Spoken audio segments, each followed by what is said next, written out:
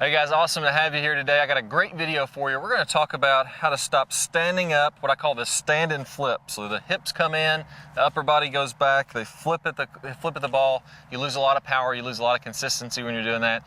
And we're going to talk about how to cover the ball, how to get that chest down, stay in your posture, and really get that sensation of covering the ball like you hear a lot of the pros talk about. I got a great video and one key tip that's going to really allow this to happen a lot easier. Let's go and get started. Now, if you're on YouTube, go ahead and subscribe right now. We got some awesome content coming out. I know it's going to help you guys with your golf game, and if you subscribe, you'll be notified when we release those new videos. If you're on a mobile device, be sure to click that drop down. You'll be able to subscribe from your phone also. All right, so let's talk about the stand and flip. And what's happening when you're standing up and flipping, you're really wanting to get some power in this club. We want to get as much speed as we can. We want to kind of throw that club at the ball. That's the sensation that you want to have. A lot of times you're visualizing pushing this club toward the target and toward you're hitting your golf ball toward the target, and you tend to get a little bit of flip.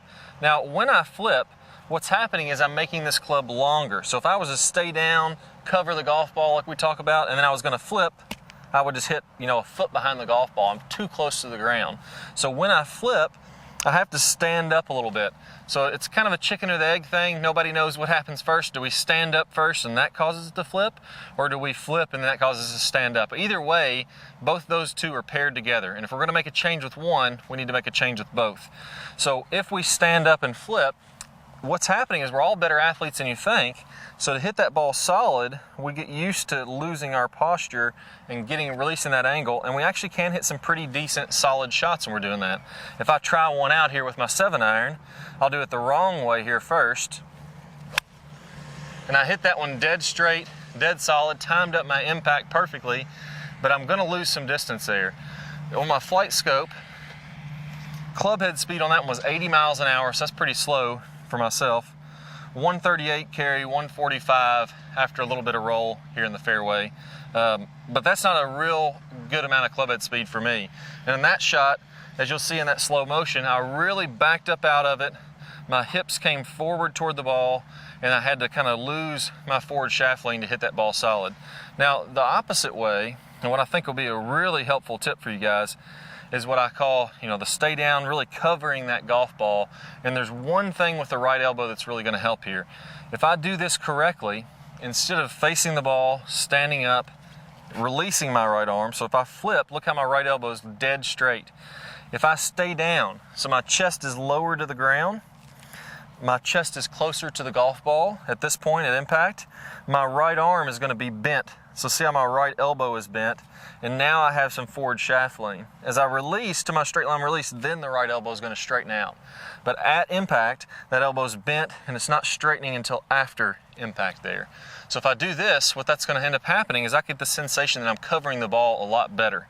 I'll also, when I bend that elbow, I'm going to rotate my hips a little bit more open and my shoulders a little bit more open. That allows it to be easier to keep that elbow a little bit bent here at impact. It also, where I'm closer to the ground now, look how much more forward shaft lean I can have. So just that one key of keeping the elbow bent helps you to rotate open your body a little bit better. It helps you to get more forward shaft lean. It helps you to really get closer to the ball and cover it. Now the reason they call it covering it is because you feel like your hands are almost on top of the ball. If I'm back here and I'm flipping, my hands are almost behind the ball. As I come forward, look at the palm of my right hand. It's facing down. I feel like I'm covering on top of that with my right hand, my right shoulder. You may hear people talk about, loading the shaft or weighting that shaft. I feel like your right side is kind of coming in on top of that golf club. That's the sensation that they're talking about there when they're doing that. So let's do this drill. I want you to go ahead, 30 reps, go to impact, hips open, close to the ground, forward shaft lean, and really work on that right arm being bent.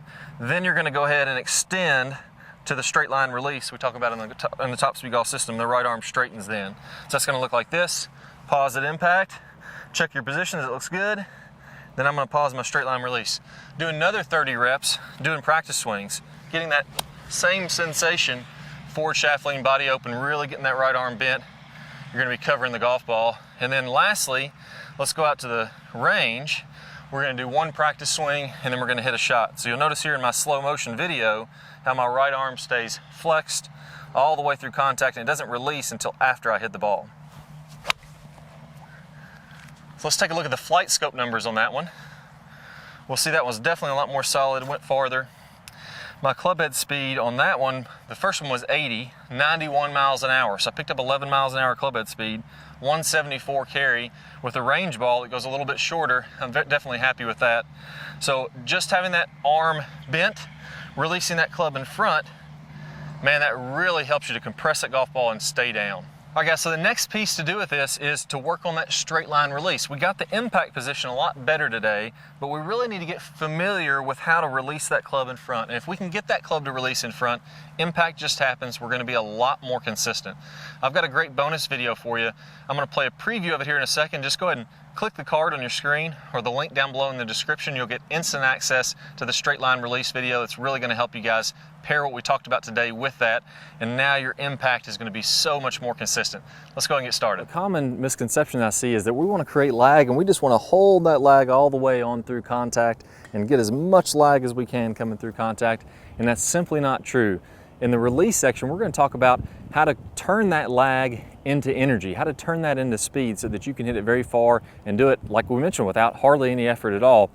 And as we're coming through contact, we're gonna fully release this angle as we're about 45 past contact. So if I draw, a 45-degree angle, I should be looking at both arms, nice and straight, the club splitting those arms, so that by releasing the club, by getting this angle to release as we're coming through contact, that's what's going to create the speed.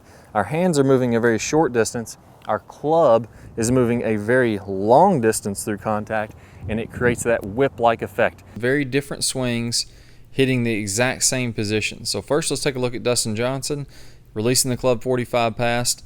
And the reason we're going to see such different swings producing similar positions is that this is the real physics of how this has to happen. Here we're looking at Sergio Garcia. Again, we're going to see tons of